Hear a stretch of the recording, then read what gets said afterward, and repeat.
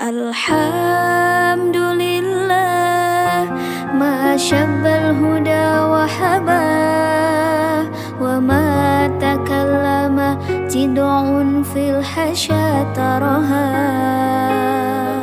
Assalamualaikum warahmatullahi wabarakatuh. Bismillahirrahmanirrahim. Alhamdulillahi rabbil alamin. Wassalatu wassalamu ala rasulillah wa ala alihi wa sahbihi ajma'in, wa ba'du. Sahabat-sahabat sekalian, sahabat dan saudara yang dimuliakan oleh Allah Subhanahu wa taala. Alhamdulillah, pagi hari ini kita bisa melanjutkan kajian kita, yaitu kajian kitab Al-Hikam. Semoga kita diberi ilmu yang manfaat oleh Allah Subhanahu wa taala. Saudara-saudara, sahabat yang dimuliakan Allah, marilah kita lanjutkan pengajian kitab Al-Hikam ini, yaitu kita sampai kepada kata hikmah yang kelima di dalam kitab Al-Hikam karangan Syekh Ibnu Athaillah As-Sakandari ini. Bismillahirrahmanirrahim. Kata hikmah yang kelima di dalam kitab Al-Hikam ini: ijtihaduka fima dhumina laka wa taqsiruka fima tuliba minka dalilun ala intimasil basirah minka. Ijtihaduka, bersungguh-sungguh, fima, di dalam sesuatu, dumina, yang sudah dijamin, laka, bagimu, wa taqsiruka, dan lalaimu, fima, di dalam sesuatu, tuliba, yang diminta atau ya dituntut, minka, darimu. Hal itu adalah dalilun, merupakan satu tanda, ala intimasil basirah, atas butanya al-basirah, mata hati, minka, darimu. Sahabat dan saudara yang dimuliakan oleh Allah Subhanahu wa taala, kata hikmah yang kelima ini, kalau kita terjemahkan bebas, maka maknanya adalah ketika kita bersungguh-sungguh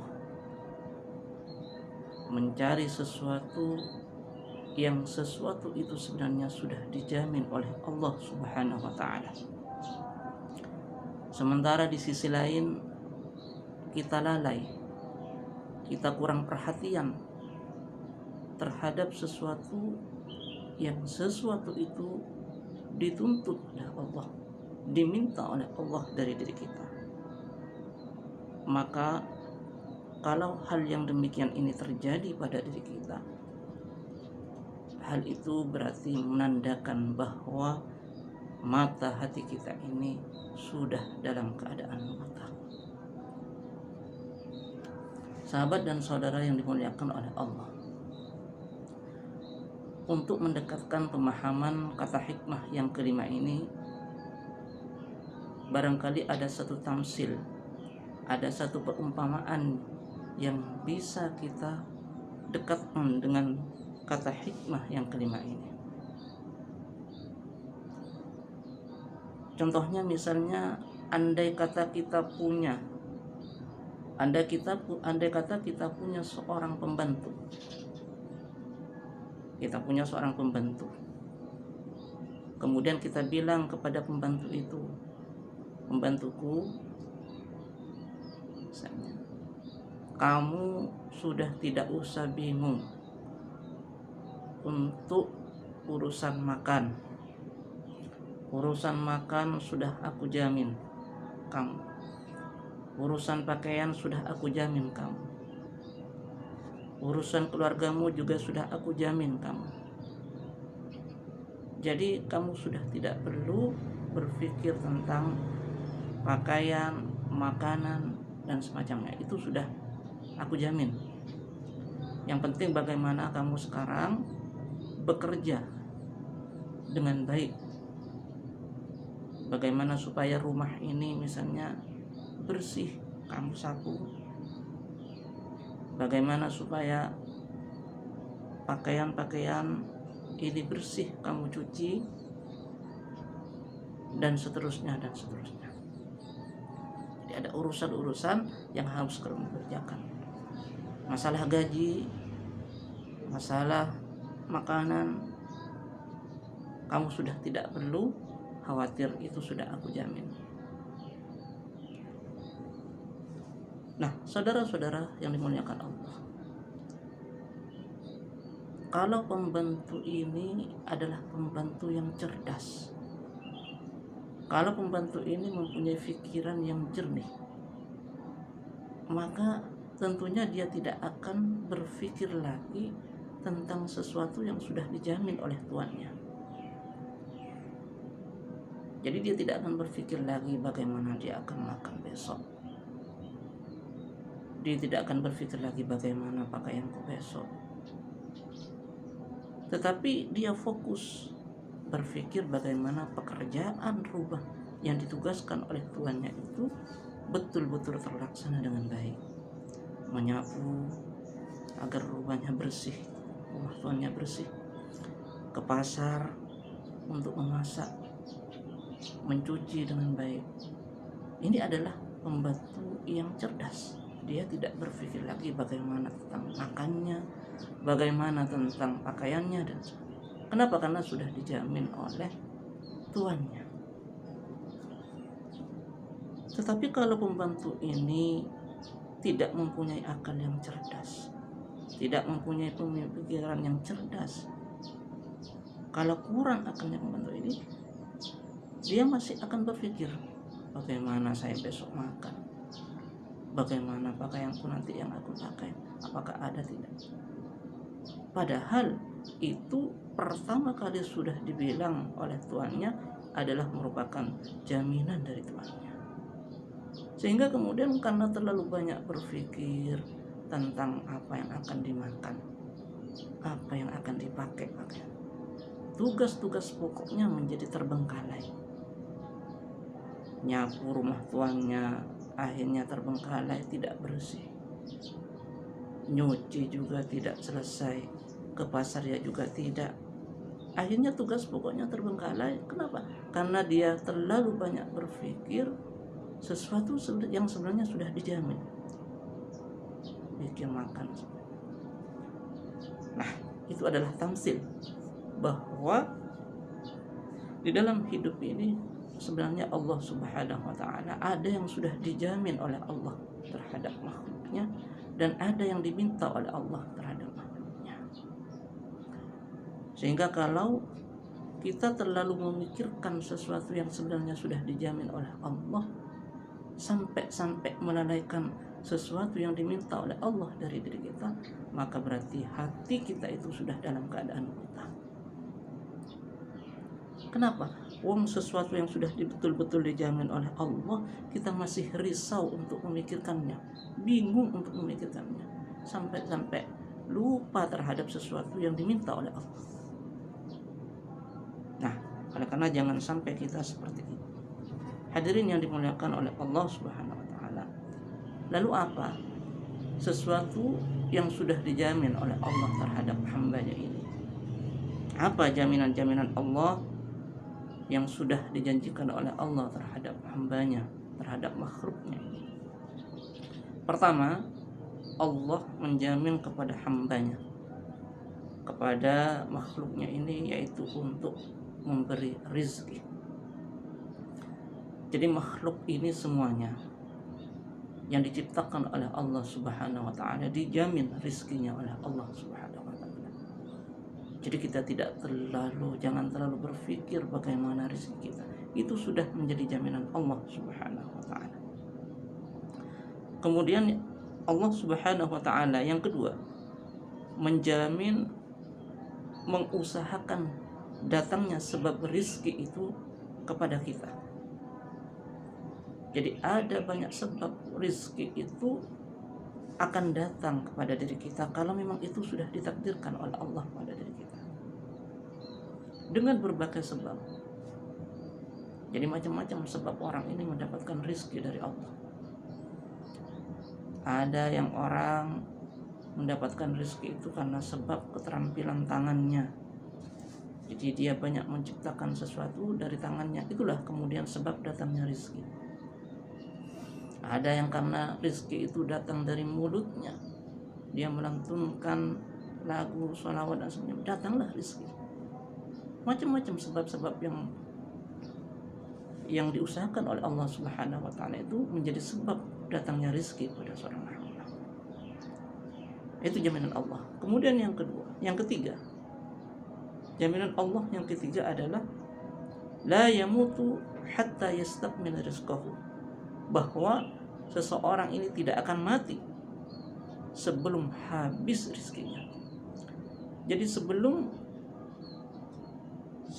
rizki seseorang ini habis, maka dia tidak akan mati. Dengan kata lain, bahwa selama orang ini masih hidup, selama orang ini masih bernafas, maka rizkinya ini masih dalam jaminan Allah Subhanahu wa ta'ala.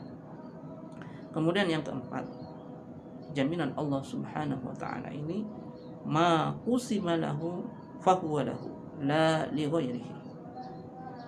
Sesuatu yang dijatahkan pada diri kita, apa yang sudah dijatahkan oleh Allah rizki itu pada diri kita, pasti akan sampai pada diri kita, tidak akan sampai kepada orang lain. Dengan kata lain, bahwa rizki kita ini tidak akan salah alamat. Apa yang sudah dicatatkan oleh Allah, apa yang sudah menjadi bagian kita, itu pasti akan sampai kepada kita, tidak akan sampai kepada orang lain. Ini jaminan Allah Subhanahu wa ta'ala.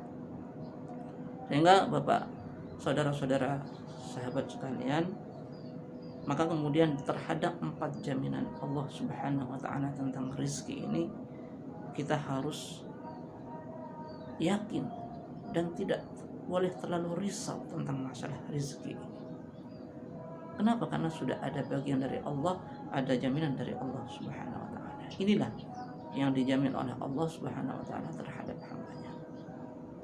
Kemudian pertanyaannya, kemudian apa yang diminta oleh Allah Subhanahu wa ta'ala terhadap hambanya? Apa yang ditutup oleh Allah Subhanahu wa ta'ala kepada kita selaku makhluknya? Maka jelas satu yang diminta oleh Allah, yaitu agar kita ini selalu beribadah, menyembah Allah Subhanahu wa ta'ala. Kenapa? Karena memang inilah hakikat kita diciptakan hidup. Wa ma khalaqtul jinna wal insana illa liya'budun. Firman Allah, aku tidak menciptakan jin dan manusia itu kecuali untuk menyembah kepada. Artinya jelas bahwa yang diminta Allah ini adalah satu, agar dia manusia ini bisa beribadah kepada Allah dengan sebaik-baiknya. Sehingga kalau kita sudah faham tentang ini, bahwa ada sesuatu yang dijamin oleh Allah kepada makhluknya, yaitu berupa jaminan rizki, kemudian ada sesuatu yang betul-betul diminta oleh Allah terhadap makhluk, yaitu ibadah. Bukan berarti Allah butuh kepada makhluknya, tidak, tetapi karena memang ibadah ini dibutuhkan untuk makhluk itu sendiri, kebaikan makhluk itu sendiri. Maka kalau kita sudah yakin tentang apa yang dijamin oleh Allah, apa yang diminta oleh Allah terhadap diri kita ini, maka kata Syekh Ibnu Athaillah As-Sakandari tadi, kalau kita bersungguh-sungguh mencari sesuatu yang sudah dijamin oleh Allah, yaitu berupa rizki, kita bersungguh-sungguh berijtihad, sementara kita lalai, kurang perhatian terhadap sesuatu yang diminta oleh Allah, yaitu ibadah kita. Kita lalai karena terlalu sibuk mencari rizki, terlalu sibuk bekerja, kemudian ada panggilan sholat kita tidak hiraukan. Maka orang yang seperti ini, kata Syekh Ibnu Athaillah, menandakan bahwa mata hati kita itu sudah dalam keadaan buta. Alhamdulillah. Oleh karena Janganlah sampai kemudian karena terlalu sibuknya kita bekerja sampai kita lalai untuk tidak beribadah kepada Allah. Bekerja harus, berikhtiar harus, tetapi ibadah jangan sampai kita lalai. Hadirin, sahabat dan saudara yang dimuliakan oleh Allah Subhanahu wa taala. Banyak ayat Al-Qur'an, firman-firman Allah yang menyatakan bahwa Allah Subhanahu wa taala ini betul-betul menjamin rizki hambanya. Di antara firman-firman Allah itu yang pertama adalah A'udzubillahi minasyaitonirrajim. Bismillahirrahmanirrahim. Allahul ladzi khalaqakum thumma razaqakum thumma yumitukum thumma yuhyikum. Surat Ar-Rum ayat 40. Allahul ladzi, Allah lah zat, alladzi zat khalaqakum yang menciptakan, thumma razaqakum kemudian dia memberikan rizki kamu sekalian, thumma yumitukum kemudian dia mematikan kamu sekalian, thumma yuhyikum kemudian dia menghidupkan kamu sekalian. Sudah jelas dalam ayat ini, Allahul ladzi khalaqakum, Allah yang mencipta kamu sekalian, kemudian thumma razaqakum, kemudian Allah yang memberikan rizki kamu sekalian. Artinya bahwa rizki makhluk yang diciptakan Allah ini ada dalam jaminan Allah Subhanahu wa taala. Ayat yang kedua, misalnya di sini disebutkan ayat yang kedua, wa ma min dabbatin fil ardi illa 'ala Allahi rizquha, dan tidaklah min dabbatin fil ardi, binatang-binatang yang melata di muka bumi ini, illa 'ala Allahi rizquha, kecuali atas Allah lah yang menjamin rizkinya. Jadi semua makhluk, apakah itu binatang, manusia, semuanya yang dicipta oleh Allah, mukmin, beriman, kafir, musyrik dan semuanya, jaminan rizkinya itu ada dalam tanggungan Allah Subhanahu wa taala. Kemudian di sini juga ada ayat Bismillahirrahmanirrahim, wa ka'ayyin min dabbatin la tahmil rizquha Allahu yarzuquha wa iyyakum. Firman Allah, wa ka'ayyin min dabbatin, dan dimanapun binatang melata itu ada, la tahmilu, binatang melata itu tidak menanggung rizquha, rizqunya. Jadi bukan binatang itu yang menanggung rizkinya, bukan makhluk itu yang menanggung rizkinya, bukan manusia yang menanggung rizkinya sendiri, tetapi Allahu yarzuquha, Allah lah yang menanggung rizki makhluk. Wa iyyakum, Allah lah yang menanggung rizki binatang-binatang melata itu. Wa iyyakum, dan kamu sekalian. Jadi jelas di sini bahwa Allah lah yang menanggung rizki makhluknya, bukan makhluk itu sendiri yang menanggung rizkinya. Ada juga satu ayat lagi yang ini khusus, wa may yatawakkal 'ala Allahi rizquha wa yarzuqhu min haitsu la yahtasib. Firman Allah, wa may yatawakkal, barang siapa yang bertawakal kepada Allah, wa may yatawakkal 'ala Allahi fa huwa rizquh, wa may yattaqillah, firman Allah, wa may yattaqillah, barang siapa yang bertakwa kepada Allah, yaj'al lahu makhraja, maka Allah akan memberikan kepada orang itu makhraja, solusi terhadap masalah-masalahnya. Dia memberikan tempat keluar atas segala masalah-masalahnya. Wa yarzuqhu min haitsu la yahtasib, dan Allah Subhanahu wa taala akan memberikan rizki kepada orang itu min haitsu la yahtasib, dengan tanpa disangka-sangka.